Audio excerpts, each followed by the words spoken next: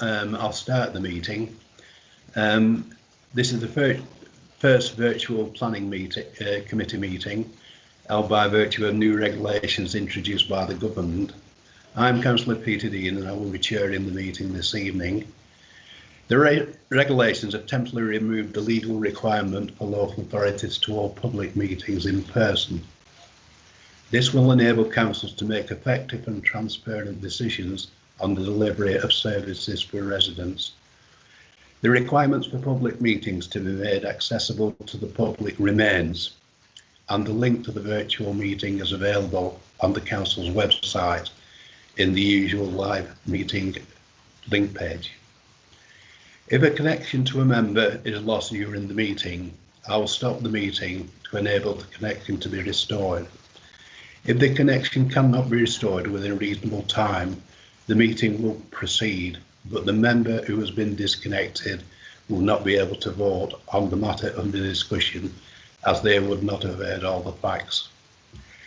Should any aspects of the external link fail, I may call a short adjournment of up to 5 minutes or so to determine whether the connection can quickly be re-established, either by video technology or telephone is the alternative.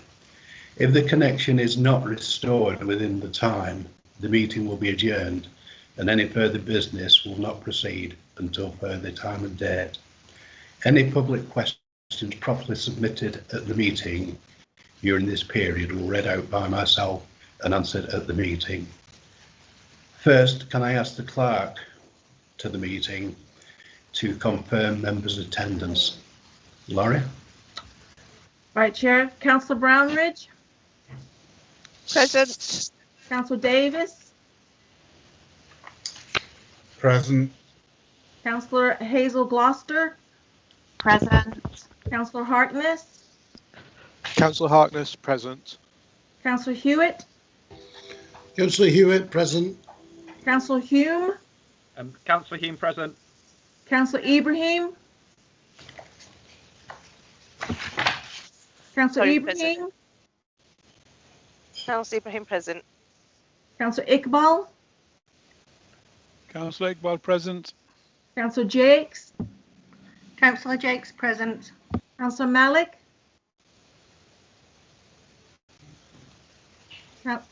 Councillor Malik? Are you unmuted? Can you hear me now? Yes, Councillor Malik. Councillor Malik, yeah. Thank you. Councillor Fithian? Present. Councillor Sheldon has not appeared. Councillor Dean? Present. Thank you. Thank you, Laurie. When the committee comes to vote on an item, each member will be individually asked to state whether they are for, against or abstaining. We also have officers in attendance from the Planning and Legal and Constitutional Services today. If we can now turn to the agenda, and for the benefit of those members of the public watching, the full agenda pack is available on the Council's website. The pack also includes the slides that will be presented. So if I can move to item 1, and that is any apologies for absence. Chair, we've received apologies from Councillor Hudson and Councillor Akhtar. Thank you. All right, I'll move to item 2. Do we have any urgent business? I've not been notified of any. Chair, we've not received any items of urgent business for this evening. Thank you. Item 3, do members wish to make any declarations of interest on the item of the meeting? Okay, thanks very much indeed. And do we have any public questions?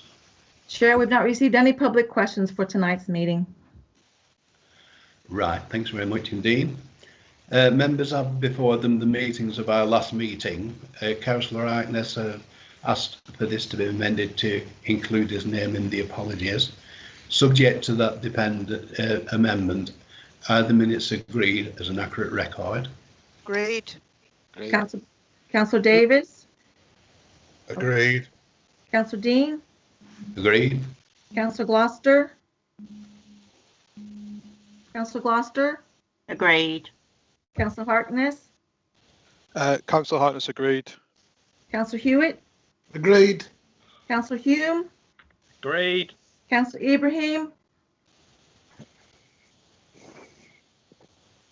Councillor Ibrahim? Agreed. Councillor Iqbal? Councillor Iqbal agreed. Councillor Jakes? I was absent for that meeting. Councillor Malik? I was absent from that meeting as well. Thank you. Councillor Vivian? Agreed. Thank you. Thank you. So we agree the minutes of the previous meeting. If we now can go on to item 6, which is an application for the former abattoir centre on Edge Lane Street, Royton. And can I ask the planning officer to introduce the item, please? Thank you, Chair. It's Graham Dickman. I'm looking, next step will be to share with you a screen with the presentations on. Hopefully everybody will be able to see that.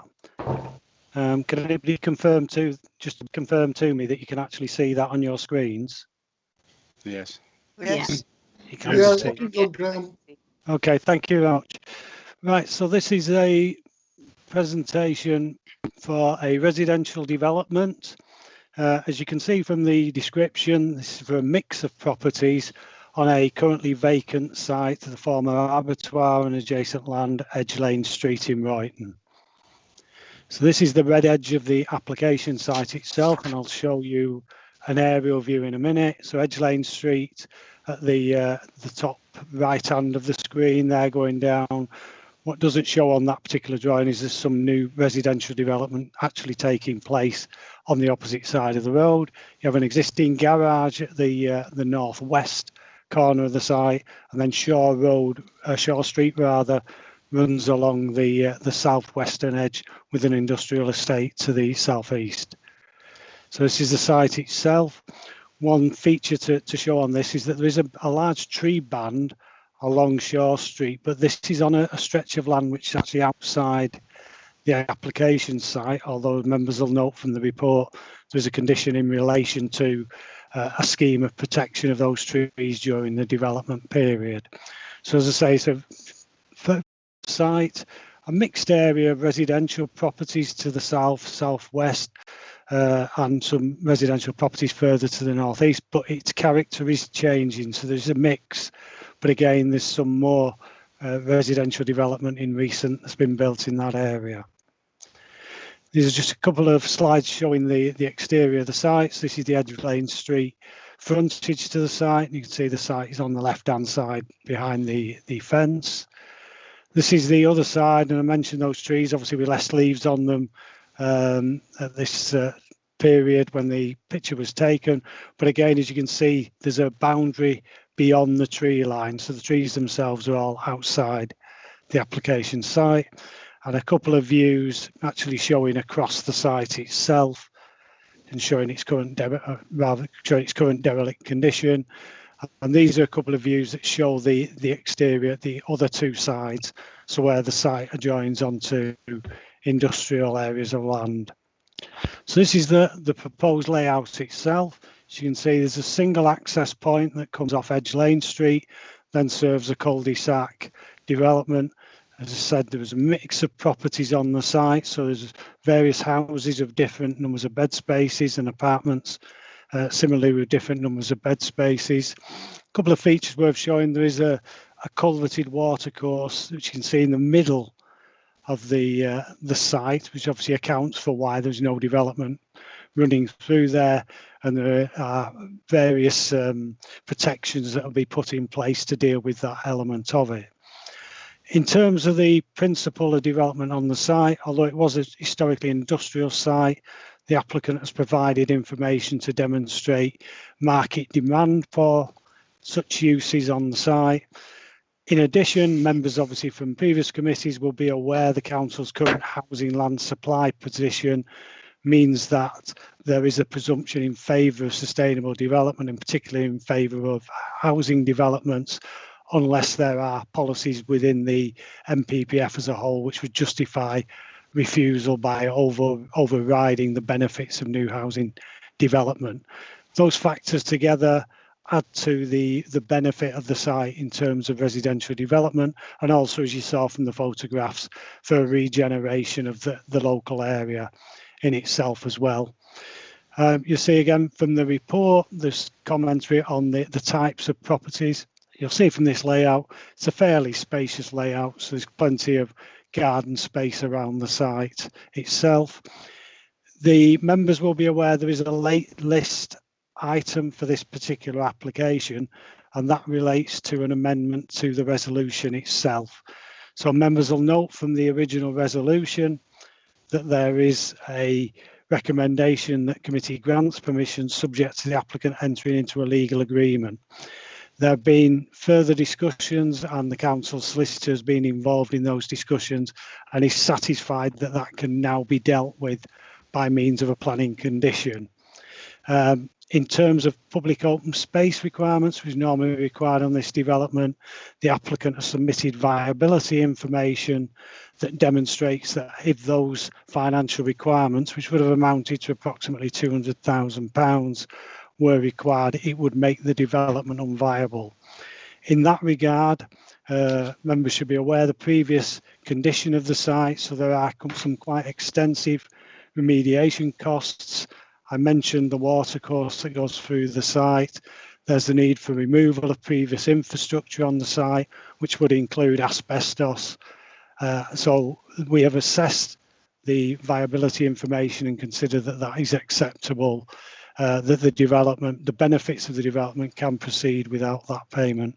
But the recommendation will be to grant permission subject to the conditions and an additional condition for affordable housing, not as originally proposed, to grant permission with a need for a 106 agreement. So just to move on to the type of development, you can see there's a mix of 2- and 3-storey properties on the site, and we've got some street scene pictures as well on there. Fairly characteristic of the recent developments gone on in the area, including the development on the other side of Edge Lane Street. Again, some further pictures showing you the types of housing properties on there. And again, this is just a street scene that gives you an indication of the mix of there, how they mixed up some of the roofscapes and the heights of properties. This is probably very difficult to see, but this is just the indication of the internal layouts of the properties. So as indicated, the application is recommended for approval, subject to the variation in the late list. Thank you, Chair. Thanks very much, Mr. Dickman. Has any members got any questions of the planning officer?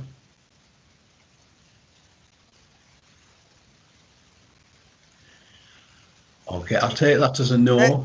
Chair, I had indicated and Councillor Hartness indicated that we have questions. All right. Right. So if I could take Councillor Brownridge. Thank you, Chair. It was just a bit more clarification about the trees, please. As they're outside the site, am I right in assuming they're actual council trees so that there will be control over any future works on them? Or alternatively, that the applicant will be able to take any necessary measures if the tree survey shows that they would overshadow the properties? Thank you, Chair. Yeah, Graham Dickman again. Yes, in terms of the trees, they're on third-party land in effect. So obviously they're not within either control of the council or the control of the applicant. However, there are branches of the trees that do overhang the site, and that's the reason why we've recommended a condition that requires additional arboricultural information. However, it's not deemed. There is a difference in levels as well between the sites. The site is at a much lower level than the trees themselves. There are obviously common law rights for people where trees overhang their site to cut them back. There is no tree preservation order in place on the trees, but from the assessment that's been carried out, it's not deemed that that is actually necessary.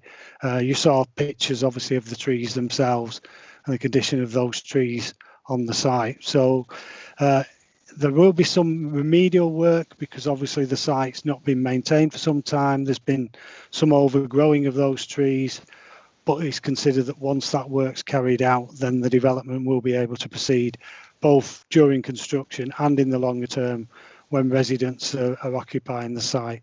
And I think there are actually only a couple of, there's a group of 4 properties at the south northwestern corner of the site, the only ones really affected in any way by those trees. Thank you, Chair.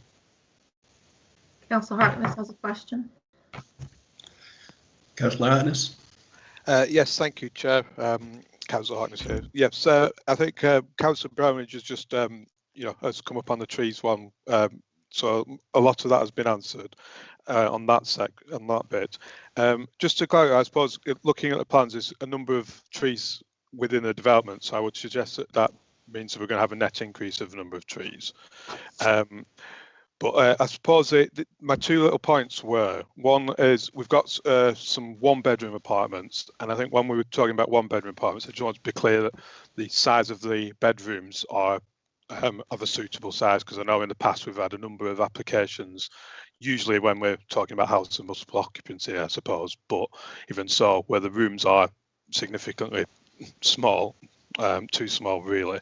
So that's one question. The other bit is in terms of how long the site has been unoccupied, because it's technically employment land and that would involve loss of employment land, but it looks as, I know it mentions 2008 in the report that there was an attempt to try and get it back into use, but I just wonder how long it had been unoccupied for now. Yeah, Graham Dickman again. Yeah, in terms of the second question first, I don't have a precise date from when the site was cleared and the previous use ceased, but obviously, as you've indicated, Councillor Harkness, we're going back 12 years at least for a situation when there was a cleared site by that point. So we're talking about the fairly distant past, but as I say, unfortunately, I can't confirm to you the precise date when the site was vacated.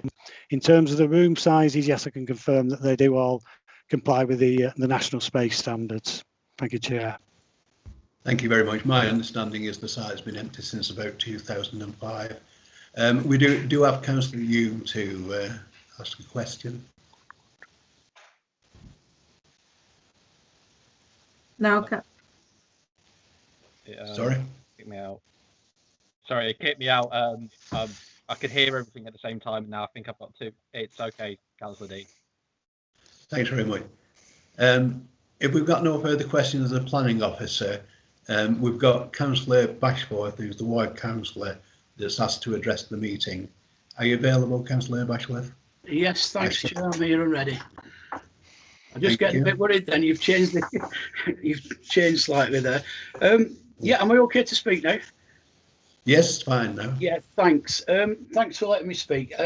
Yeah, just I absolutely welcome this development, and I've been involved in this site since, as you quite rightly said, Chair, it was around 2004-2005 when the abattoir was demolished. And in fact, in 2006, 2007, Taggart Homes had an application to build on this site, which we passed in April 2007. But I don't know what happened. I think Taggart Homes went bust sometime in 2008. Obviously, it never went ahead. But it's one of those sites that points out the difficulties of developing a previous developed site like this. And I was worried that we might never see this site develop because of the difficulty of the site. And for once, I actually sympathise with the developer in respect to the 106 monies, because I don't believe they can develop it, knowing or imagining what's been on that site for many years and needs cleaning. It's a miracle we're having something there also. I'm absolutely delighted that this is going ahead. I'm also happy that it's the same developer who built the other development that's been referred to across the road, John Hogan Close, and the developments on the old Blacksley Byron Street site and the police station. Excellent developments done without any problems. So this is really good news for us.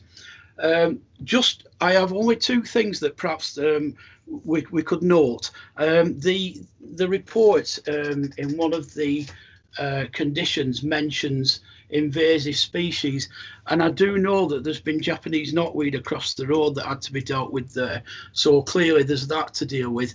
But also the footpath on Edge Lane Street adjacent to the site is in really bad condition, and I wonder if that might be repaired as part of this. I think that's probably in some respects due to a lot of the overnighting lorries that are currently using that site, so hopefully this development will see an end to that. So I'd just like to go on record, Chair, of welcoming this development, and I do believe that it's going to get rid of a long-standing messy, virtually undevelopable area with some high quality, much needed houses in the centre of the town. Thank you. Thanks very much, Councillor Bashford. I don't know whether Mr. Dickman's got any comment on the pavement that you mentioned. Well, I don't know if my colleague Wendy Morehouse has got any comments to make on that. I think the only thing I would say is that, again, as with any conditions on a planning application, it has to be demonstrated that it's necessary. So we're requiring work, it has to be demonstrated as necessary for that development to be made acceptable. So the fact that there may well be a deficiency in the maintenance or the condition of an existing footway would not of itself justify imposition of a condition, because if that's not deemed, if for instance there was no footway there and therefore it would be dangerous for residents to leave the site and they'd have to go onto a carriageway, then that work would be justified. But I think if it's about the condition of it, I'm not certain that would be justified. In terms of the Japanese knotweed, just checking, there is actually a condition 17, which does relate to the need for a scheme for dealing with invasive species on the site. Thank you, Chair. Thank you. Chair, yes, we've got Councillor Harkness that wants to ask a question of Councillor Bashford. Councillor Harkness. Yeah, Councillor Harkness. Yeah, thank you, Chair. Steve, you just mentioned briefly something about having some concerns over the 106. I just wanted to clarify and just make sure that you know everything's been addressed, that your concerns have been addressed. Actually, it's quite the opposite. I fully understand why they're asking for what they're asking, because this is an extremely difficult site to develop, and as I mentioned earlier, it illustrates how difficult it is to develop previously developed sites.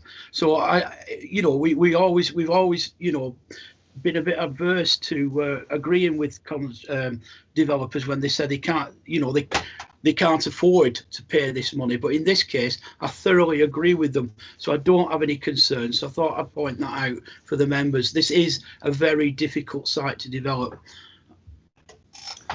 Thank you very much. If there's no further questions to put to Councillor Bashford, possibly we could go into a general debate about the issue. Has anybody got any comments they'd like to make? Okay. Could I formally move approval with all the relevant conditions? Yes. Would somebody second that? Councillor Brownridge, second. Thank you. Has anybody got any further comments they'd like to make? Okay, we'll move to the vote. Laurie? Right, Councillor Brownridge, Councillor Brownridge, approve. Councillor Davis, Approve. Councillor Gloucester, Approve. Councillor Harkness, Councillor Harkness, approve. Councillor Hewitt. Approve. Councillor Hewitt, because we lost connection with you. Yeah. All right. Approve. Thank you. Councillor Ibrahim. Councillor Ibrahim.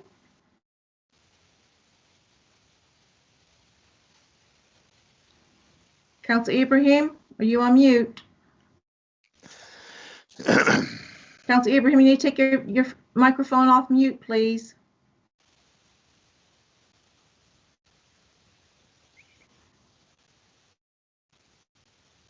Shall I go back to Councillor Iqbal? Councillor, approve. Councillor Jakes? Councillor Jakes, approve. Councillor Malik? Approve.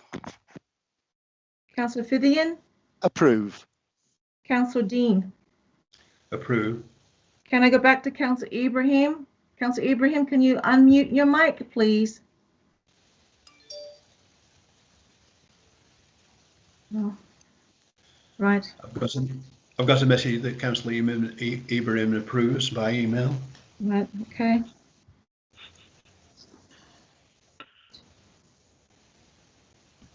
So that's 11 for, none against.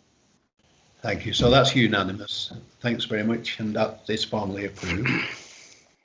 If we then go on to the next item that we have this evening, which is a development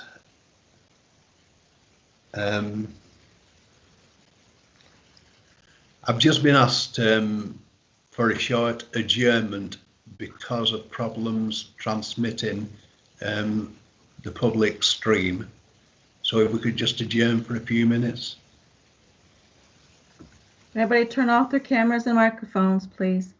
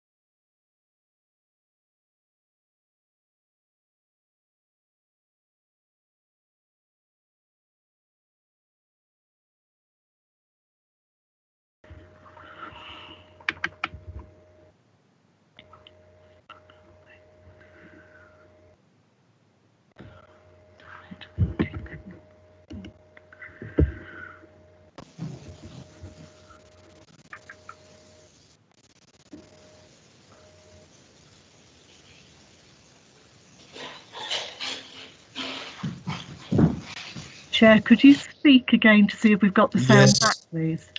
Yes, is that okay? There's a brief delay, so we'll have to see. Hang on a moment. Yes, we're just going with Matthew Taylor to do a presentation when we're ready. If you give me the okay. We have sound back again. Thank you. Thank you. Matthew, do you want to continue? Thanks, Chair. So the presentation's on screen now. As the Chair has said, it's for the applications out, which is 148 Middleton Road.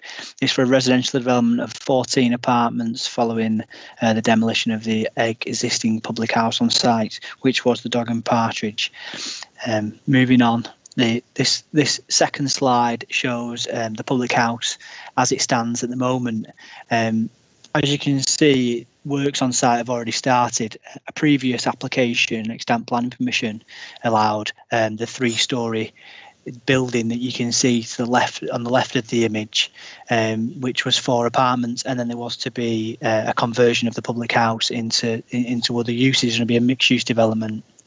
Obviously now they are removing the public house and building another 3-storey building which will attach to the existing building, the newer building on the left, which will provide the total of 14 apartments. The next image provides you further photos of the site as it stands now. So obviously on the left there's the new building which will stay and form part of the development, and on your right obviously you can see how that extends beyond the rear of the original pub, and you can see the mill in the background. This is the overview of the site. You can see obviously it fronts onto Middleton Road and also onto Oldham Lane and North Street, which is very short and obviously runs into the parking area of the mill. This is the proposed site layout and shows that there will be on-site parking and storage to the bottom of the site. You can see there on the left the new building and its link into the extension that was approved previously and is on site now.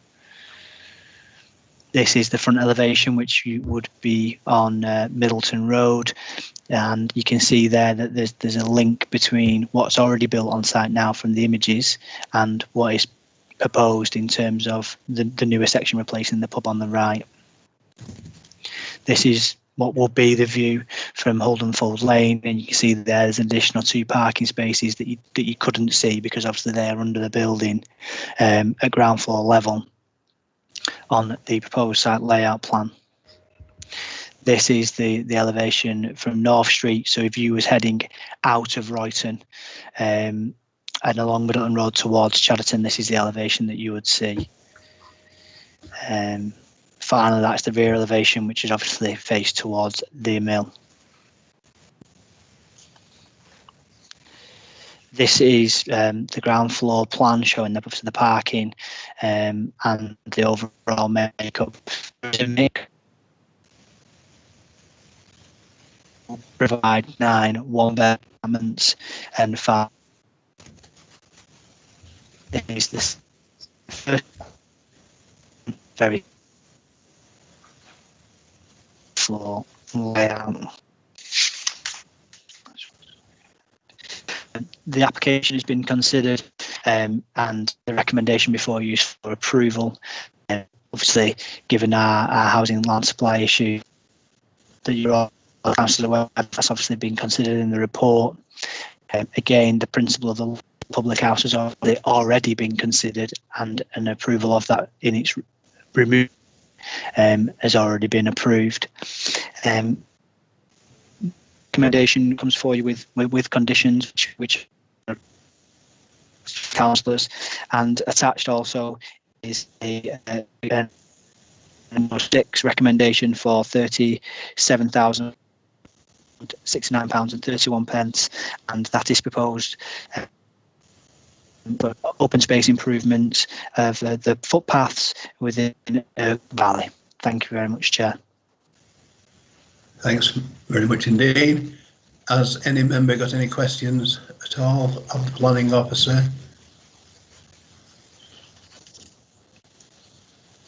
Could I ask a question, Chair? It's Councillor Fithian. Yes, Councillor Fithian. You know, the parking, how much parking is there going to be for these 14 apartments? Is it just what's on the plan? Like, you know, you've got like, I think 1, 2, 3, 4, 5, 6, 7, 8, 9 parking spaces. Is there going to be any more areas that they're going to put like a car park next to it, next to the mill, or? As far as I'm aware, there are 9 cars. Right, because there's 14 proposed. Right. Obviously, the site there is in a highly sustainable location. Right. Oldham Road is within walking distance of a significantly more regular bus route along Rochdale Road, and it's also directly on the fringe of the local centre. Okay. Well, at the moment, we haven't actually got a bus running down that road. Well, the point still stands that, I mean, we're having difficulty. Yeah, we are. Which is a high frequency bus route. You keep going in and out there. Yeah. It's Graham Dickman again. I don't know if I'm any clearer. Yes, you are. Yeah, I think obviously the point Matthew was attempting to make. Yeah. Yes, I mean, obviously I'm aware that Middleton Road down that end is currently blocked off in any case, but with some works on the road itself. But even so, it's within easy walking distance of the centre of Royton. Yeah. Obviously, there are lots of facilities there, and I think in circumstances like that, it's deemed acceptable that you have parking, and that all the residents, there'll be sufficient car parking for the residents themselves, with obviously the encouragement. And I think I'm right in saying as well on this application, there's a requirement for secure cycle storage as part of the building works as well. Thank you, Chair. Okay, thank you. Thank you. Councillor Gloucester has a question. Yeah, just along the back of the plan that shows the car parks, it's the page 24, which is the proposed ground floor plan. Along the back of that, I'm assuming that's the bin stores and everything, is it? Can you just clarify that for me? Because the actual writing is too small to read on the plan.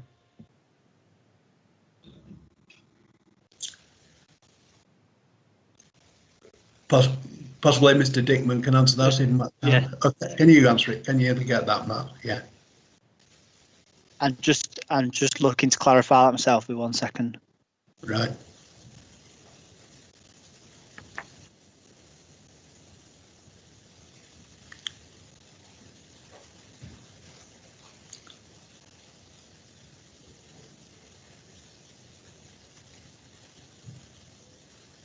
Yeah, there is, Chair. There is a bin storage area. It's actually shown at the back of the far wall at the back of the site.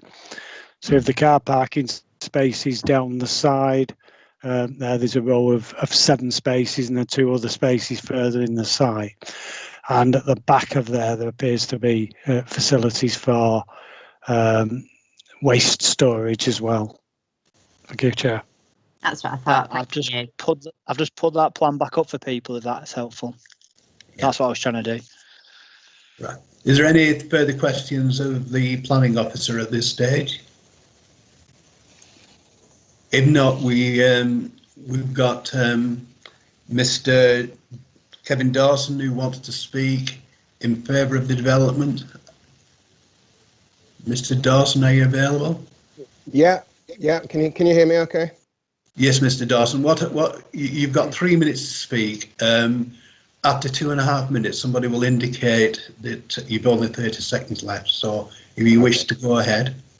Thank you very much, Chair. Yeah, my name's Kevin Dawson. I'm representing Dawson Williamson Architects, who've designed the proposal being presented to you this evening on behalf of the applicant.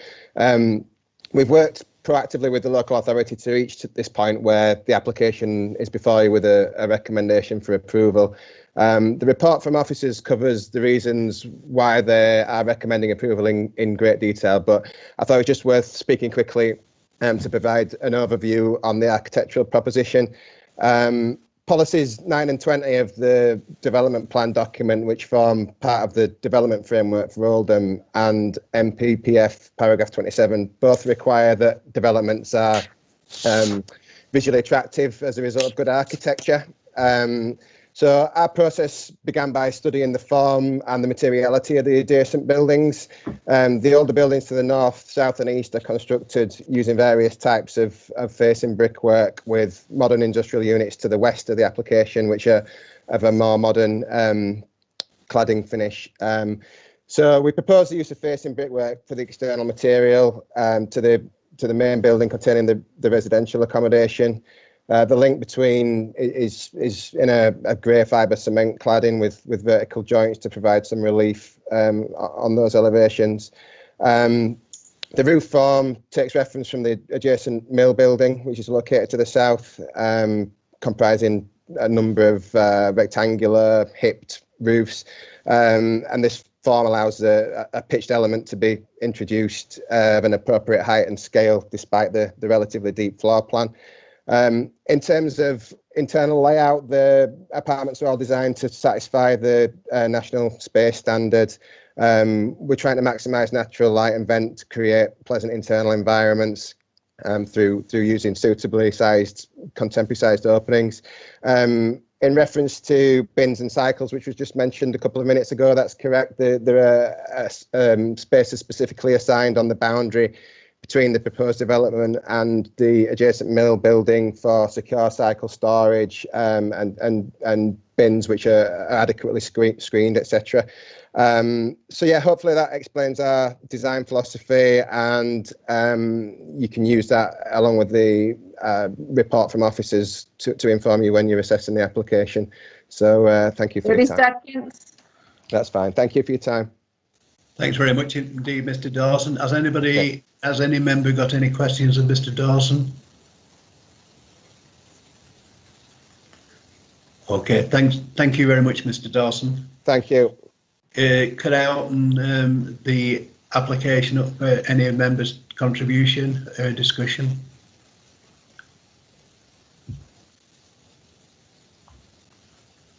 Okay, yeah, I haven't got anybody, so could I formally move the application with the associated conditions? Second that, Councillor Malik. Councillor Malik seconded it. Has anybody got any further comments? If not, we'll go to the vote on that. Laurie? Councillor Brownridge, Councillor Brownridge, approve. Councillor Davis, Approved. Councillor Gloucester, Approve. Councillor Harkness, Councillor Harkness, approved. Councillor Hewitt, Approve. Councillor Hume, Approve.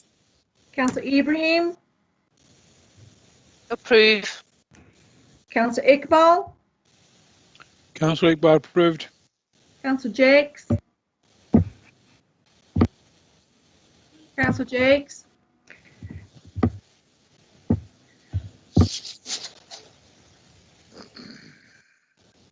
Councillor Malik, Approve. Councillor Fithian, Approve. Councillor Dean, Approve. Councillor Jakes. She got a microphone. Approve. Thank you.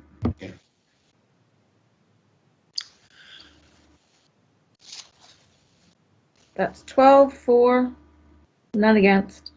Thank you. So that's unanimous approval. Thanks very much. If we can go on to item number 8, which is Dryclough Manor, Shaw Road, Royton, and I'll ask the planning officer to introduce the item. Thank you, Chair. Again, I shall aim to share the presentation with you. I get the correct presentation. Are you all seeing the application, the presentation for Dryclough Manor? Yeah. Yes. Yes. Yes, that's the one. Okay, thank you. As you can see, this is a proposal relates to an existing elderly person's care home, and the proposal is for a 3-storey extension to provide 13 additional bedrooms and an additional lounge at ground floor level. This is the aerial view of the site. So obviously the main building You can see there in the centre of the site, there's a grey line that you can see going off towards the middle left-hand corner of the picture. That's following the line of the access road, which serves into the site, which then emerges where it says Far Place Warehouse onto Eleanor Road and then continues down. You can see there's a row of terraced houses on one side of that particular road. So that's how site is accessed. You can see the existing car parking area again in the centre of the site. This is a view which shows the area where the extension is proposed to be erected. This is obviously the red area at the southern end of the building. So that's the position of the extension. This extends a little bit further down and also got a photograph showing you this again to the vehicular access that goes down to the site. So as you can see the building, and to the south of there you can see existing residential properties and the relationship between those properties. So this is Eleanor Street itself as it emerges out of the site. So in the middle right there, you'll see where it goes around the corner. The site itself is beyond trees. So this is existing access, and members will see within the report concerns expressed by residents, a number of concerns expressed by residents, but in particular concerns about access to the site. There's an area of open space here which is not in the council's ownership. And again, there's some commentary about potential of widening the road to deal with that, but clearly that is land that is not available to the applicant to be able to undertake that. This is just moving further on. So this is actually going into the site entrance. So the area on the left there is the actual entranceway into the site, and then as it continues on the right, this is Eleanor Street heading out to the site. The site itself, you can see in the foreground the smaller two-storey element. So the proposal is to extend out heading towards the camera position in that area. Similar scale, but we'll show you some pictures of that shortly. Again, you can see the car parking area in that. You can also see that there are trees around the edge of the site, but they wouldn't be affected by the development, both in terms of actual construction or in terms of any need to remove trees that might, for instance, open the site up to further views. This is again showing you the car park, existing car parking area within the site, and the extension, as I say, going on the right-hand side there as an addition to the main building. The 3 stories, you'll note, you can see the ground level slightly fall away, and that's demonstrated in the additional land area. So they'll be digging out part of the lower ground area as it adjoins the building, and then obviously as land areas fall away, you'll see on the top planned, the elevation drawing there, you'll see as you pull away from the site, it meets with the ground, meets with the existing ground levels. The lounge area you can see in the kind of dark blue area with the light blue roof is also provided there. So these are just the layouts, and as you can see, it's effectively replication of existing bedrooms on the site. There are 44 bedrooms at present, and it's proposed to add a further 13 to those. In terms of the potential staff increases from that, this should result in an existing 3 staff being required at the site.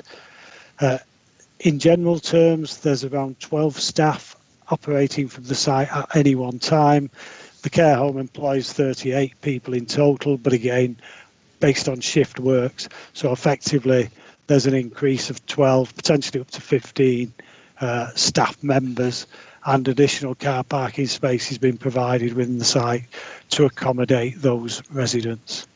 So again, it's just a final slide giving you that relationship, so you can see the position of the building there in the red hatch, in the red shaded area, its relationship with the main building and the relationship with the houses to the south and the access to the site.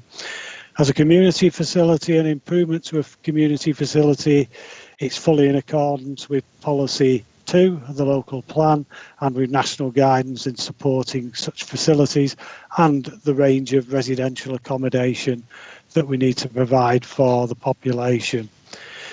Although there are concerns expressed in the report regarding the development, members need to be advised that you are looking at the impact of the proposed extension only, and it is not the process of the assessment to look at the existing situation on the site.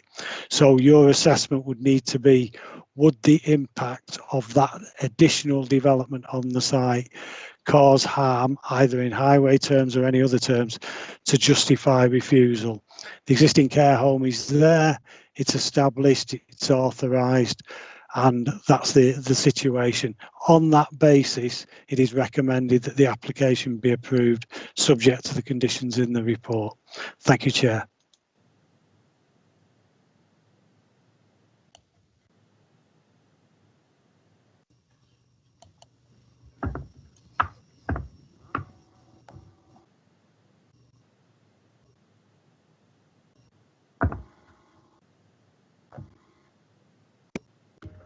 Councillor Dean, are you on mute?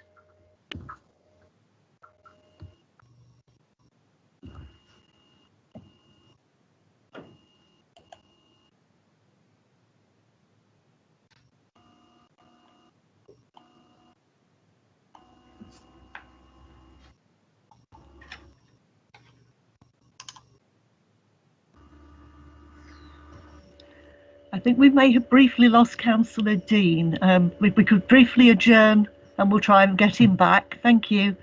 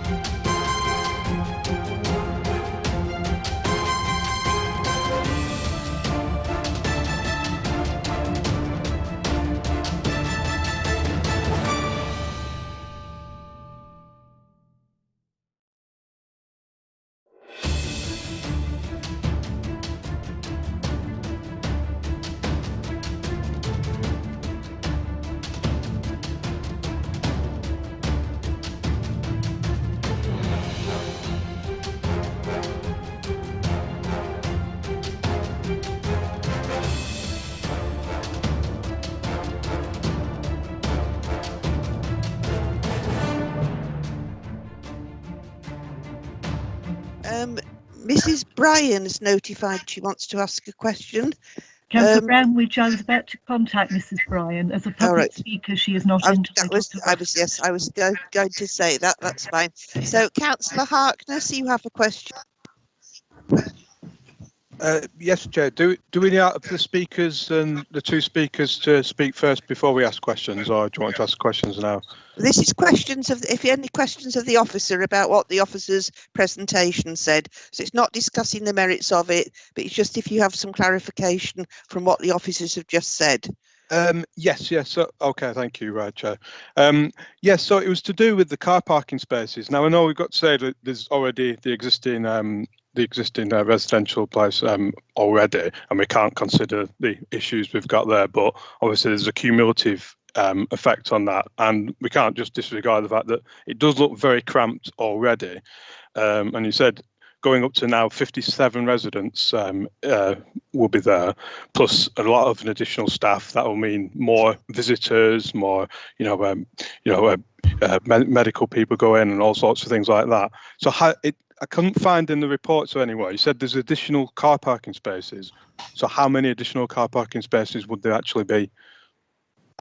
Right, thank you, Councillor Harkness. Councillor, Wendy, can you answer that? That's the highway officer, please. Okay.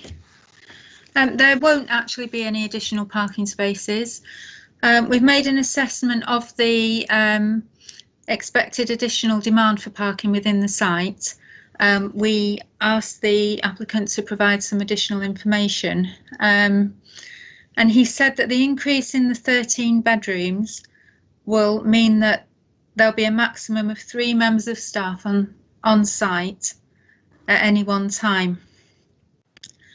I also visited the site at various times during the planning application process, and there were always surplus parking spaces within the site.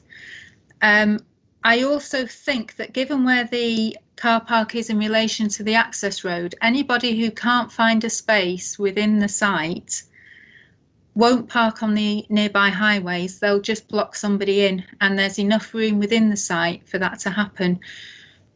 So on balance, I do think that the increase in the bedrooms won't have a detrimental effect on the highway network in terms of additional on-street parking. Thank you very much, Wendy. Can I just ask for clarification on that? Are there actual parking standards for this type of use? No, there are no national or local parking standards, so I have to assess every application on its location and the surrounding highway network. Right, thank you very much. Does anybody else have questions for either the officers, please? Yes, please. Sorry, who's that? Councillor Gloucester. Sorry, Hazel, thank you. Right, carry on and ask your question. Thank you. In terms of the access road, obviously before you get into the grounds of the care home, is that a single road or is it dual traffic on that particular piece of road in front of the terraced houses? The road in front of the terraced houses is reduced to one running lane because of the parked vehicles. Every time I visited the site, I can drive my large car along the road, and I looked at the large green area in front of it, and there aren't any track marks on it. So that tells me that it's not a regular problem for people to have to run onto the green area because they can't get down this single track road. Okay, and do we know who owns that green? It was mentioned in the officer's speech that it's not in council ownership, so nothing could be done to widen that road. Who does own that land? I don't know exactly who owns it. The council definitely don't own it, and I have assumed also that the applicant doesn't own it, because in a previous application years and years ago, I think there was a condition for the road to be widened, and then it came back that they couldn't widen it because it wasn't in their ownership. Okay, thank you. Okay. Thank you very much. Anybody, if nobody else wants to ask questions of the officers, can we move on to the speakers? So Mrs. Bryan will go first. Mrs. Bryan, are you geared up? I am, yes. Marvellous at last. I'm sorry you've had such a wait. No. So you have 3 minutes, and you will be warned when you get to the last 30 seconds of that. So off you go. Okay, so this is a statement on behalf of the residents. It's a largely residential area around the Dryclough Manor. In 1988-89, Dryclough Manor became a care home. The residents' one and only ask is to place a condition on this planning application that it cannot go ahead without alternative access road in place and sufficient parking within the grounds. There were 61 objections for this application. The biggest risk here is to the residents of the home and immediate access of emergency vehicles in response to calls. Residents have received letters, the residents in the surrounding streets have received letters from the council since at least 2011 threatening double yellow lines if access continues to be an issue due to parking in surrounding streets. Members of the committee may not be familiar with the area or some of the history. For instance, the original access road was directly from Shore Road End near the fireplace shop with no impact on any residents, and in the first planning application of the 25th of July 1989, point 5 states No development shall take place unless and until Eleanor Road has been widened. The works required will be expensed of the applicant. The council later realised this green space on Eleanor Road was not owned by the council, and the clause was subsequently removed. Point 6 went on to the conditions of car parking provision, and in the amendment of 1991, as a result of the above clause being taken out and unable to widen the road, the home was limited to 30 bed spaces. That's evidence that 31 years ago, the Council on Highways recognised the need for better access. In an email dated 13th of May 2011 between one of the residents, the Highways, and a number of councillors, one of which is on this call, it stated that the council wanted to accrue the land and the home needed reasonable emergency access. Negotiations commenced with the landowner. In the belief that the land would be acquired, which didn't happen, residents of Eleanor Road were further inconvenienced when the footpath was widened and the curb raised. As a result, the car owners now must park illegally on the footpath to allow vehicles to try and safely pass. There are boulders on the other side of the road on the green space, which is why there's no track marks. Despite any evidence to the contrary Dryclough Manor may put forward, it is plainly obvious that the council recognised an issue with access to the home in 1989, which has never been addressed. The access remains unsuitable and the parking within the grounds is insufficient. An increase of 13 residents will undoubtedly increase attendances to the home. The application sees Dryclough Manor increased to 59 residents, a 100% increase from 1989 and a 30% increase since 2016. No doubt a profitable business, but no consideration for those who live nearby. I find it hard to believe that educated people such as those on the committee today would accept that this further increase would not have a further impact on local residents. Given no restrictions. I don't have an answer for that.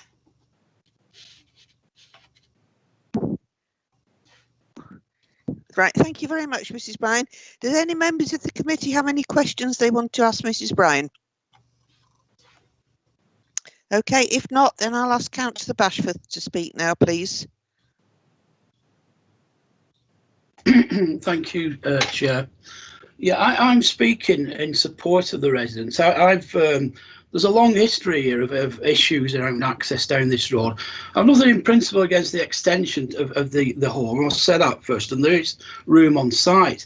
But it's one of these problematic sites, this, isn't it, where we're told by the planning officers and highways, and I respect the views and I understand fully, you know, about the legislation around these issues. But the actual plain, everyday facts are that it is a difficult access to this site. Now, Wendy says she's been down there in a rather large car.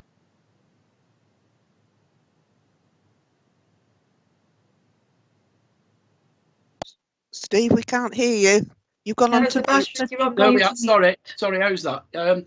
Yeah, I've got a history on this of dealing with issues of residents going back many years here, because once you get a few cars on that road, it does get difficult. And there have been occasions where ambulances, we've had complaints that ambulances couldn't get down there. Now, on the back of that, somebody has complained about this, and residents have received letters from highways saying that, you know, double yellows may go down there. Now, I don't think this is fair on the residents. This is a very, very necessary and a very well run internally and a useful community asset. Absolutely it is. But it is, at the end of the day, don't forget, this is a profit-making venture. It's not a philanthropic, it's not an NHS site, this. The people running this are doing it at a profit. And I'm appalled that we let that condition go many years ago. Absolutely nothing we can do about it now. So I won't even waste any breath on it. But I can't, this is a profit-making issue, development. And otherwise it wouldn't be there. So we can't ignore people's everyday lives. Wendy, you went down there, didn't see any cars. I can assure you that I've been down there lots and lots of times over the past 10, 15 years, and there are cars on there. The boulders that went on the grass verge were probably put there, and I'm sure they were, by the owner of the land. And there is an issue there, and many years ago, again, myself and my former colleague, Councillor Harrison, attempted to negotiate purchase of some of that land out of our ward funds. We didn't directly get involved in that, but I've still got emails from officers telling us that the owner just wanted a silly amount. It's a proper ransom strip, this, so it never went ahead. But there are difficulties, and I know that it's impossible to stop this this development, and I wouldn't even want to do that.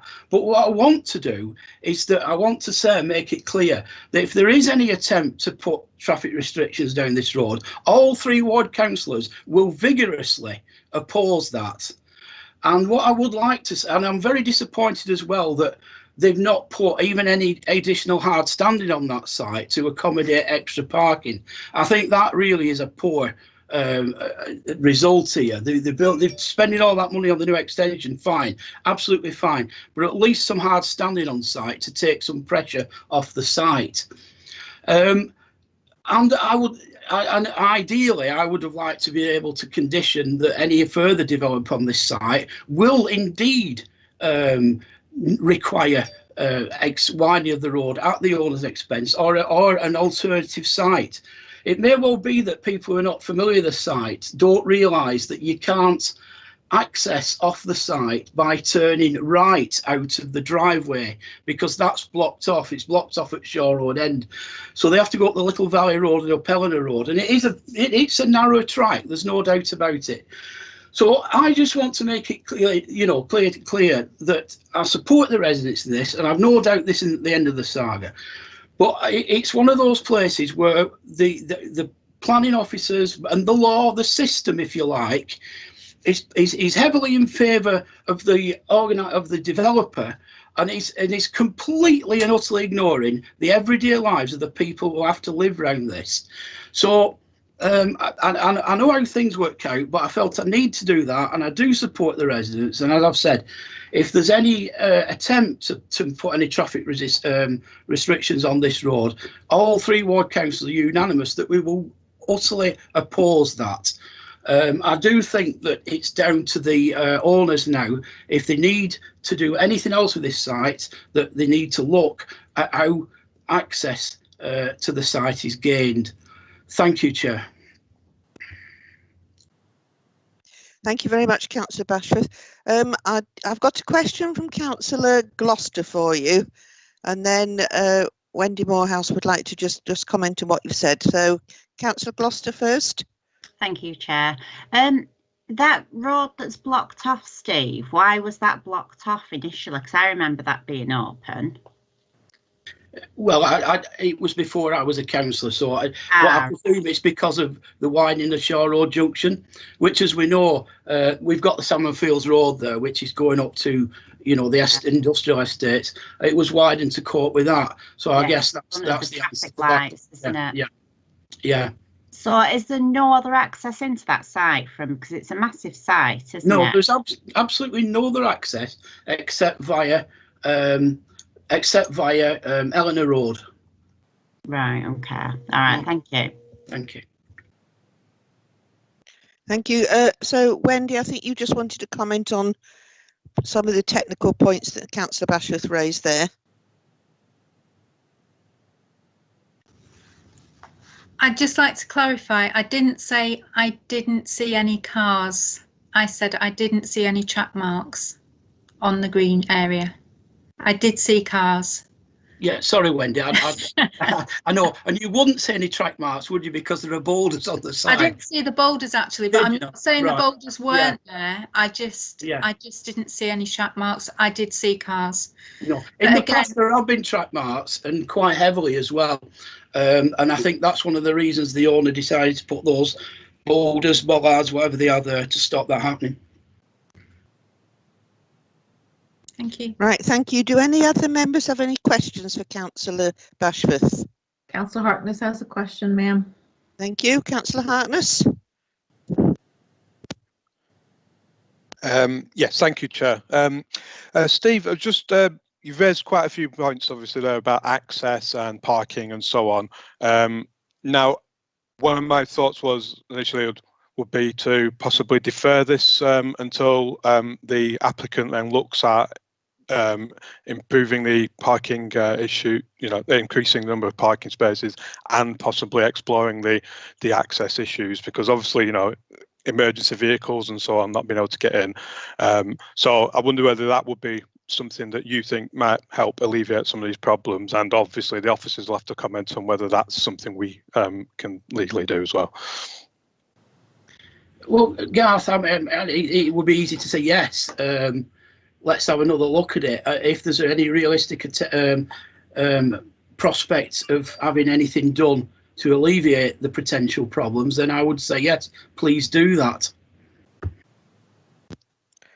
Right, thank you for that suggestion. So, does anybody else want to? Well, can I just ask Mr. Dickman to comment from a planning point of view about that issue of a possible revised access? So, can we get Graham to speak on that before we open it for wide discussion? Thank you. Thank you, Chair. I'm probably getting more into Wendy's area here, but it does strike me, looking at the site and the possibilities of alternative accesses on the adjacent highway network, that actually would not be feasible given the land ownership limitations of the applicant. The only feasible improvement seems to be the one that has already been explored in terms of the widening of Helena Road. And unless some agreement with the adjacent landowner can be put in place to deal with that, it doesn't strike me that there is an alternative, and therefore deferring the application to explore those issues I don't consider would be reasonable. Similarly, it would not be acceptable to impose a condition on any decision of the application that requires them to look for alternative access points or to look to widen Helena Road, because they would not be in a position to be able to comply with those conditions, and as such those conditions could well be deemed to be ultra vires, i.e. they would not be required to comply with the nature of those conditions. I think what it really boils down to is that members have to decide whether the impact of this additional development in terms of the traffic implications on the site would be sufficiently severe. And again, members are aware of what it says in the MPPF, that this has to demonstrate there will be an unacceptable impact on highway safety. It's got to be demonstrated from the impact of the additional development. And I understand fully that there is an historical issue there that the residents have. But I really just need to make that point that you can either refuse the application on legitimate planning ground, or you could impose conditions which the applicant is in a position where it is likely they could comply with those conditions. And as things stand at the moment, that doesn't seem to be the case. Right, that's very helpful, Graham. So just on that point then, if we want, is there any space within the site for additional car parking spaces to be provided? Because we could ask them to provide additional car parking spaces. That would be an open to us to add that as a condition from what you've just said. So the question is that actually achievable within the site? Can I answer that, please? There probably is room within the site for additional parking spaces to be provided. The balance is, if you provide additional parking spaces, there will be additional people thinking that they can park within the site, and it's easier to drive than it is to take public transport or use more sustainable modes of transport to the site. So the issue of the access to the site won't really be solved by providing additional parking spaces. And as I said before, I really do think that given the length of the internal access road and the space available in the car park, if anybody turned up and didn't have a legitimate parking space within the site, they'd still park within the site. So I think it's more the access than the numbers of parking spaces. But there is room for more spaces within the site if that was what was required. Lovely, that's very helpful. So if I can just summarise then, what we seem to have is an existing problem, largely of the access being quite narrow because residents have to park on street because they have no alternative. and then there's an argument or an unclear situation about whether inadequate car parking within the site leads to parking on the street, therefore further exacerbating the narrowness of the access, and whether the additional extension now proposed will exacerbate that to the level where we could justify refusing planning permission. Hope I've summed that up properly. Now I'd like to invite any other members who would like to comment to do so. I've not got any signals to say anybody wants to comment, but I'm sure somebody does. Councillor Hume, well done.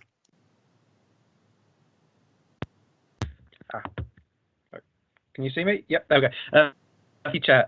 It's just in regards to the possibilities of doing something to Valley Road to allow sort of emergency vehicles to access the home through there at the end of it where it meets Shore Road rather than the other side, because that seems to be where the issue's coming from with the with that. I don't know whether that's a possibility or not. Cheers. With your permission, Chair. Yes. Well, I'm not sure that's really allowed, Okay. Councillor Bashforth, but as we're really feeling our way, if you're very brief, I'll let you have a go just on this one occasion, but I might intervene and shut you up if you go over the top. That actually has been proposed with regards to fire engines getting through, and for practical reasons, the busyness of the junction, it was given quickly slapped down. I understand, but I do believe there's plenty of room on site, and I don't quite agree with Wendy about her logic of adding extra parking spaces. I do think it would take pressure off the streets. Thank you.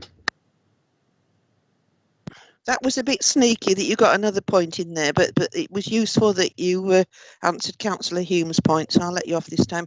Anybody else? Oh, Councillor Harkness.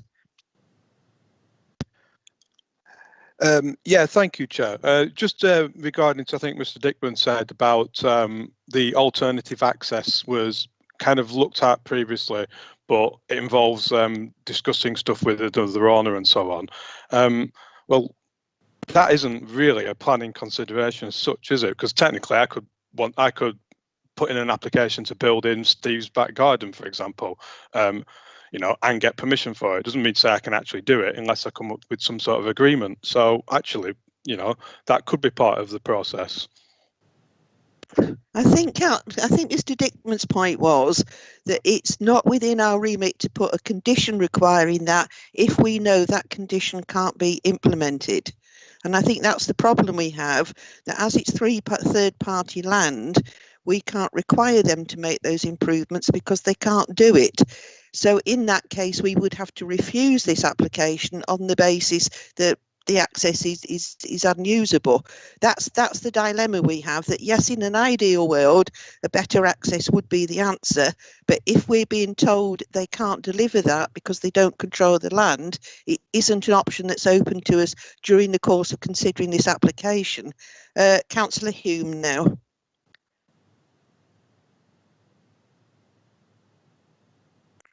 I meant Councillor Gloucester. Sorry, Councillor Hume's done his bit. Sorry, Councillor Gloucester.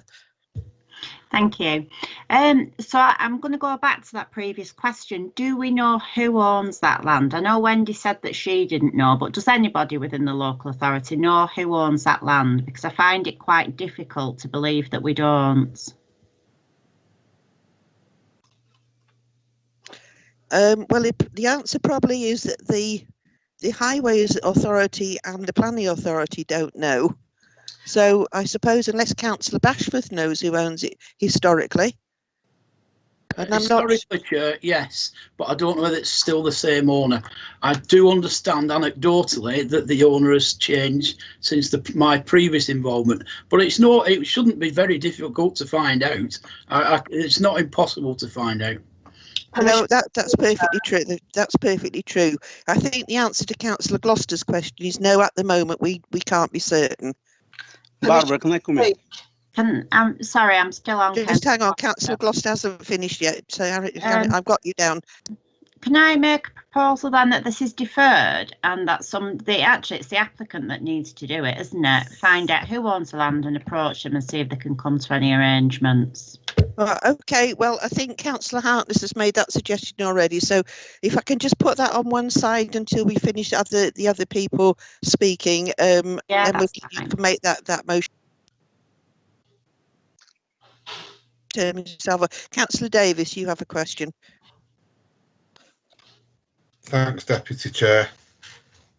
I don't know if it's a question or a comment, but didn't Wendy say that she's visited the site on several occasions regarding parking within the site, and there was always loads of empty spaces?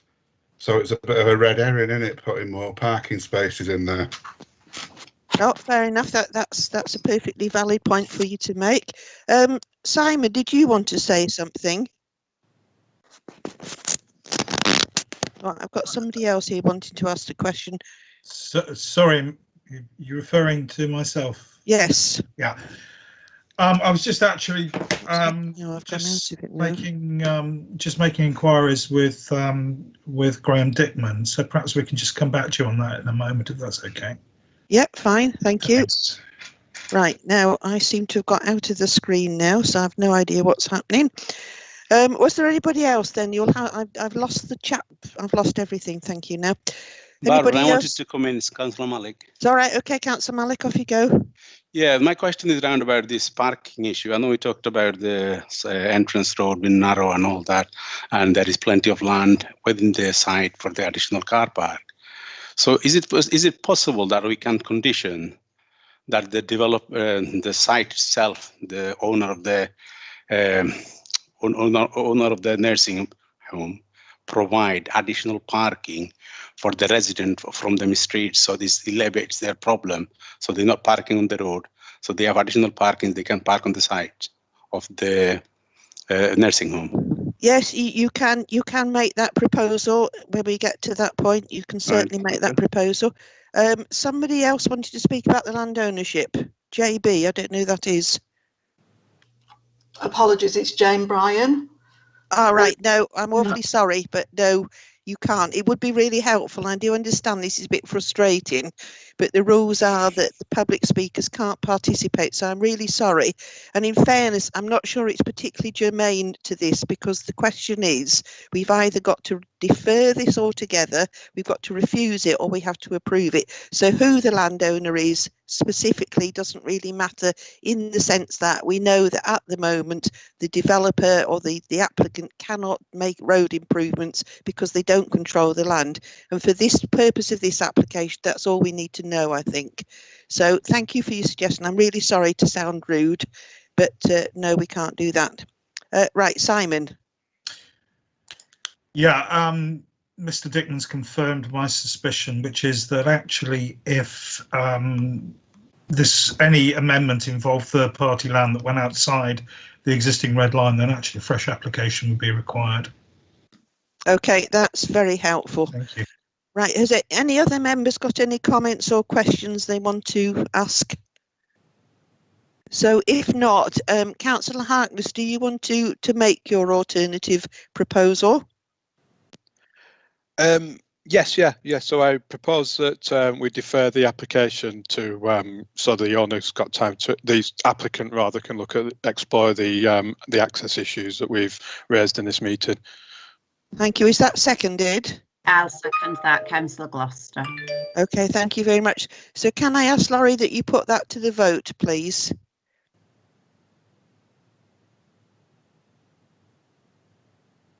Laurie? Sorry, I had my mute on. Sorry, I do apologise. Yeah, can you put that amendment to the vote for me, please? So we're voting for deferral. Is that for deferral? Yes. Councillor Davis? I'm against deferral. Pardon? I'm against deferral. I don't want it deferred. Okay. Councillor Gloucester? For deferral. Councillor Harkness? For deferral. Councillor Hewitt? Against. Councillor Hume, you broke off the line, so I won't be able to take a vote from you. Okay. Against. Councillor Ibrahim? Against deferral. Councillor Iqbal? Councillor Iqbal, against deferral. Councillor Jakes? Councillor Jakes, against the deferral. Councillor Malik? Against. Councillor Fithian, Against deferral. Councillor Brownridge. Against. Right, so I've got 2 for deferral, 9 against deferral, so that falls. Right, thank you very much. So we will move to the recommendation in the committee papers. Does somebody move that, or does anybody have an amendment to that, Councillor Malik? Am I back on the You are, chair? yes, yes. Yeah, I was wondering if we could put condition for the owner of the nursing home to provide additional parking on the site for the resident of the house owners. So it elevates the parking problem on the streets, if that can be added as a condition. That's very helpful. Will somebody assist me? Do we have to take a vote on that proposal independently of the actual application? Would that be helpful? Chair? Yes. Yeah. Well, what Councillor Malik could do is if he wants to move approval with the additional condition. Yes. So just do it as one. Actually, oh, sorry, you can't see me. No, it doesn't matter. I recognise your voice. Yes, that's a very, very practical solution. So, can I assume then, Councillor Malik, you are moving approval subject to an additional condition requiring the provision of some in-site additional car parking? Yes, Barbara. Yes, Chair. Lovely. Thank you very much. Can I have a seconder for that? I'll second that. Right, that's Councillor Davis, isn't it? Thank you very much. Okay, can we put that to the vote then, please? Right, so Councillor Davis? Councillor Davis? I'm for. Councillor Hazel Gloucester?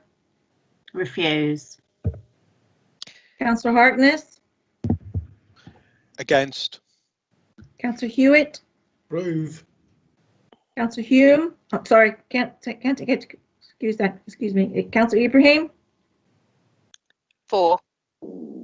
Councillor Iqbal? Approve. Councillor Jakes? Approve. Councillor Malik? For. Councillor Fithian? Approve. Councillor Brownridge? Approve. Right, so that. Oh, sorry. Are you going to tell me the numbers? Sorry, Laurie. That's all right. It's 9 for and 2 against. Lovely, thank you very much. So I'm hoping I can hand back to the proper chair now. Yes, I think I'm back with you now. Anyway, yeah. Can everybody hear me? I hope. Anyway, we go to item 9 now, which is land to the west of Greengate. And if I could pass over to the planning officer to go through the application. Hello, Matthew Taylor, Plan Officer Matthew Taylor again. I'll be presenting this item. I'll just share the presentation with you now.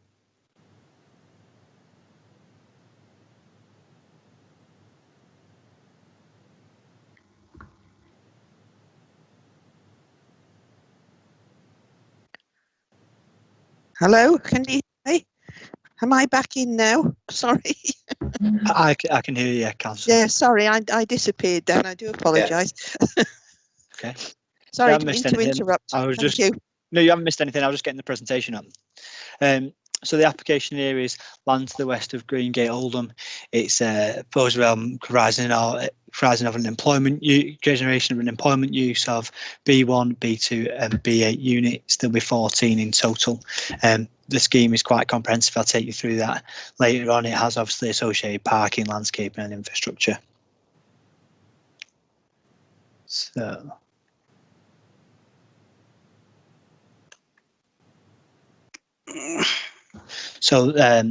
as you can see here, this is the Edge Red application site. The site is 3.3 hectares overall. To the south is the M60, which is obviously the right hand of your image in front of you. The east, which is to the top of the Edge Red, is Greengate. It's marked there on the image. To the west, which is at the bottom of the image in front of you, is the golf course, Blakely Golf Course. And what is to the north, which is to the left of the image, is also employment generating uses and commercial buildings. The site the site is allocated for in an employment area in our local development plan, and it was previously part of the BAE systems, which obviously used to face it on the other side, and it's currently used for the storage of vehicles generally. This is the proposed layout. The application itself is for 14 units in total, spread across 5 buildings that you can see there over the whole site. Obviously, the infrastructure creation as well in terms of roads. The access is already there and is signalled. There's landscaping works and buffers, which you can see on the plan. There's a total of 159 car parking spaces, including 15 for disabled use, 5 motorcycle parking areas, 50 bicycle storage over the site, and an area for 3 trailers. This is an aerial just showing the arrangement. Obviously, you can see the golf course and the motorway, and it gives you an impression of obviously the storage of vehicles on the site, and it gives you a very good impression of the access just on to sort of the bottom of the photo on the right hand side, showing the access and egress there. Again, this is looking across the motorway and up Greengate, and you can see there at the top the adjoining commercial uses. You can see that it is bounded by existing landscaping to the golf course side. There's just a couple of examples of the buildings on the slideshow. Obviously, this is Unit 1, just showing you that it's of a very normally seen design in terms of industrial units and being clad. This one is Unit A, and then this is Unit E, just to give you an impression of the heights that are proposed. Obviously, there's the markation there of a van in association to the building on the bottom side elevation there. Some more photos of the site. Obviously, these aren't aerials. These are taken on the motorway bridge of Greengate, and again showing the vehicles that are parked there. The application site has had several applications over the years for different commercial developments on there. This is no different. It meets our reuse of a brownfield site in terms of policy 1, and it meets our employment generating policies in terms of policy 14, and the principle is acceptable. It will be for 24-hour operation, given the motorway and its adjoining uses being commercial. There's no fears there in terms of the impact on any amenity, and there is noted to be a Section 106 associated with it, and the contribution would be £9,800, and it's to go towards biodiversity mitigation and a net gain overall, which is noted in the report, given that there is some existing landscaping loss, but obviously there are other landscaping additions associated with it. Thank you very much. Thanks very much indeed. Has anybody got any questions of Matt? Chair, I've received a question from Councillor Harkness. Councillor Harkness. Thank you, Chair.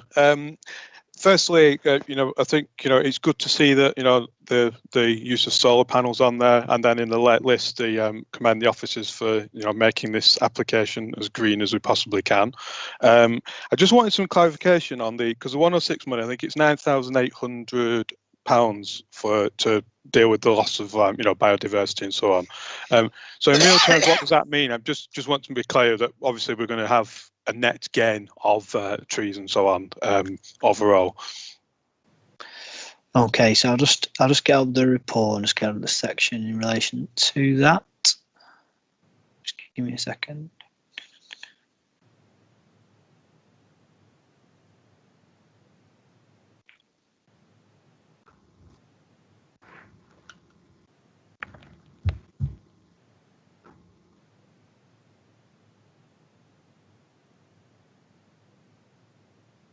So basically, it was outlined by the Greater Manchester Ecology Unit that there's some areas of scrub and trees and mossy greenland that are affected by the proposal, and obviously, as such, there is an impact.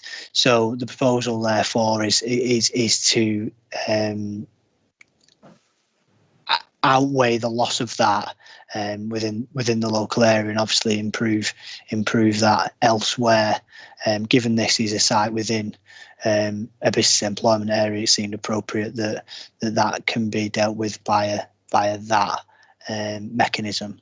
Obviously, again, there's in terms of preventing Japanese knotweed and things, which I know the council have talked about in another application tonight, and that's also addressed in the report. Thank you very much indeed. Have we got any further questions at all? Not seen any, Chair. Thank you. If we could possibly go into any discussion or debate anybody wants to engage in. I'll take that as a no. Could I formally recommend approval, move approval? I'll second that, Chair. Is that Councillor Harkness? Yeah, it can be, or I think it was, yeah, I'm not sure it was me or Councillor Malik first. Okay. You have it, Councillor. Is there any further comments from members? If not, we could go to the vote, please. Councillor Brownridge? Approve. Councillor Davis? Councillor Davis? Approve. Councillor Gloucester? Approve. Councillor Harkness? Approve. Councillor Hewitt? Approve. Councillor Hume? Approve. Councillor Ibrahim? Approve. Councillor Iqbal? Approve. Councillor Jakes? Approve. Councillor Malik? Approve. Councillor Fithian? Approve. Councillor Dean? Approve. That's 12 for, none against. Thank you very much indeed. So that was unanimously approved. If we could then move on to the last item, which is Chair, sorry, can I interrupt? Because I disappeared, I don't think we summed up what we did on the Dryclough Manor application and I somehow managed to disappear. So I think for clarification, what we agreed was we approved the application with the conditions on the report, plus an additional condition asking the applicant to provide some additional car parking spaces within the site boundary. So I hope that clarifies everything for you, Liz.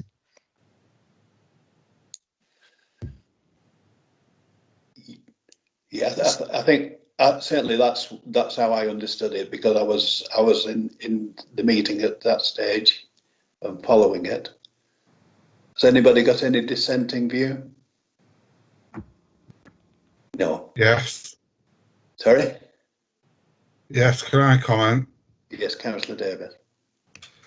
Yeah, the Drayton Manor, I was under the impression it was approved subject to the residents being able to park on the site in the Drayton Manor. Am I wrong on that? I think you're right, Councillor Davies. I think that's what I said, the residents to be allowed to park on the sites.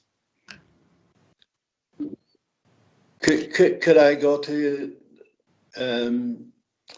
Simon, see what was how have you interpreted it and written it down? Yeah, thank you, Chair. Yes, I'm just actually in discussion with legal on this, and I'd welcome their view, because I actually question whether that is a condition that meets the 6 required tests, and therefore I question whether the application of that condition would be lawful. Unfortunately, I wasn't able to get in and make a point before the vote was taken. I don't know whether Alan's in a position to give us a comment on that. Alan? Yes, Chair. My understanding of what you were asked to approve is that it's for local residents, and I suspect that is not going to be a valid planning condition. But obviously, as we heard, the planning officers weren't able to speak on that before it actually moved to the vote. Having said that, the vote's been taken, so the decision has been made that that is a condition, that the application's been granted subject to that condition. But I think we might have to consider this tomorrow in the office as to see whether it is a valid planning condition that we can add to the permission. Well, in fairness, we didn't actually really say what the condition said specifically, did we, other than additional car parking? So can we, is there a compromise to say we ask them to provide additional car parking, and then outside the application we ask if they would consider making it available to residents when they're not busy or something? We could ask them to do that, couldn't we, even though we can't enforce it? So we could do it outside the approval, but still ask them to provide some additional spaces within the site. Well, the trouble is that what Councillor Mallet was moving was he specifically mentioned it was for local residents rather than just more on-site parking. Okay, in that case, do we need to go revisit it and take the vote again then? Unfortunately not. Can't do it. No, it's that. This is why this. I mean, it's unfortunate that if we were all in the same venue, the planning officers would have been able to speak before we moved to the vote on that particular matter. But for various reasons, because of the remoteness, they haven't been able to intervene as promptly as they would have done. But so it has been voted on, so the decision has been taken on that particular matter. Now, we might want to have a discussion tomorrow as to see where we can go with this particular application, because we may have to bring it back to the next meeting if we don't think that that condition is a lawful one. Right. I think that's where we're at, isn't it? And we just have to live with that and see what transpires after further discussion, and if necessary, bring it back to a following meeting. Yes. Okay. So I think that would be a potential way forward, Chairman. Thank you. Okay, thank you. And just to confirm, the last application was unanimously approved, and we've gone on to item number 10, which is an update on appeals. I don't know whether anybody has got any comments.